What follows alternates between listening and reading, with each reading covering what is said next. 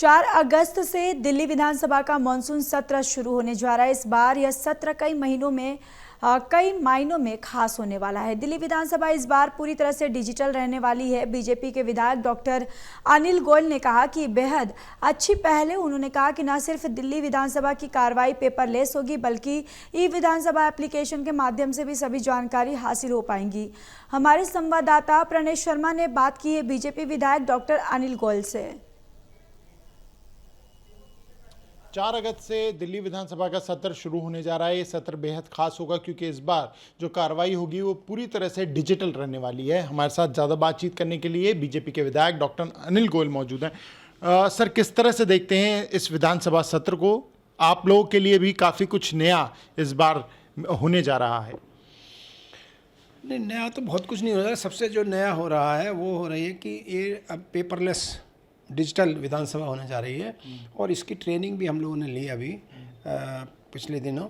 और मैं धन्यवाद देना चाहता हूं अपने माननीय अध्यक्ष वीरेंद्र गुप्ता जी को, और दिल्ली सरकार का भी इसमें पूरा सहयोग रहा, और माननीय रेखा गुप्ता जी मुख्यमंत्री को, कि इन्होंने इस बार इतने हमारे हज़ारों टन समझो पेपर, जो एजेंडा पेपर, ये पेपर ऊपर जो आते थे, वो सब ख़त्म करके सब हमारे ये हाथ में ये थमा दिया। ये आप नेवा देख रहे हैं, मैं चाहूँगा कि ये नेवा आप देखें जो ऐप बना दी गई है और इस ऐप के ज़रिए ही बताया गया है कि सब सारी चीज़ें होंगी। ये नेवा ऐप है और ये इसके मोबाइल एप्लीकेशन भी है। ये मेरे मोबाइल ऐप पे, इसमें ही हमको कंटेंट मैनेजमेंट है वो आ जाएगा, डिजिटल लाइब्रेरी, डिजिटल बुक आ जाएगी, मतलब जितने एजेंडा पेपर हैं वो उसी में डिजिटल बुक में आ जाएंगे। इसके अलावा जो पब्लिक के लिए भी है वो भी एक अलग से तीसरा उसमें है होम पेज पे। तो हमने कोई कंटेंट, मान लो क्वेश्चंस भेजने हैं रूल 280 में, रूल 55 में, 54 में, या मान लीजिए स्टार्ट अनस्टार्ट क्वेश्चंस जो भी भेजने हैं वो इसके माध्यम से भी हम भेज सकते हैं। और ये सारा मेरे हाथ में उस वक्त रहेगा। ये तो हो गया मोबाइल एप्लीकेशन, लेकिन हमारे जो डेस्कटॉप पे भी, टैब तो अलग है, डेस्कटॉप पे भी एक डेस्क कंप्यूटर होगा। हर डेस्क जो वहाँ है आप, उस पर भी एक कंप्यूटर होगा जिसमें हम सारा वो एक्सेस, हमारे लिए हमारा एक पासवर्ड अलग है हमारे लिए, तो उस पर भी हम लोग सब वहीं पर देख सकते हैं। और बहुत इजी है।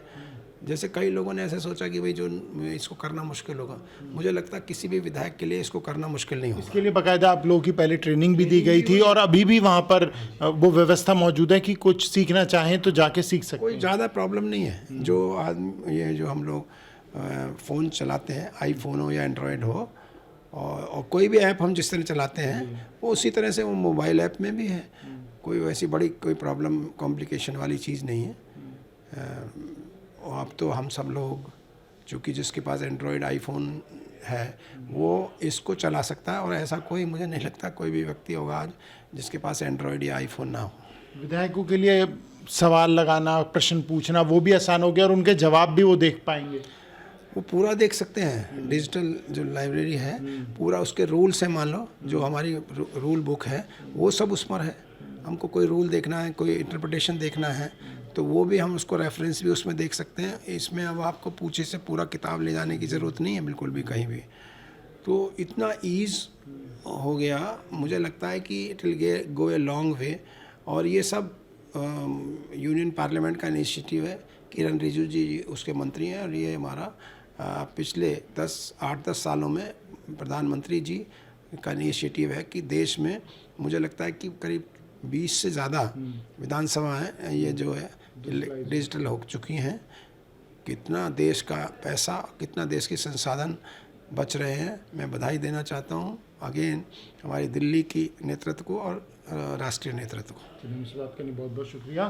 कैमरा पर्सन शूरवीर के साथ प्रणेश शर्मा, टोल टीवी, दिल्ली।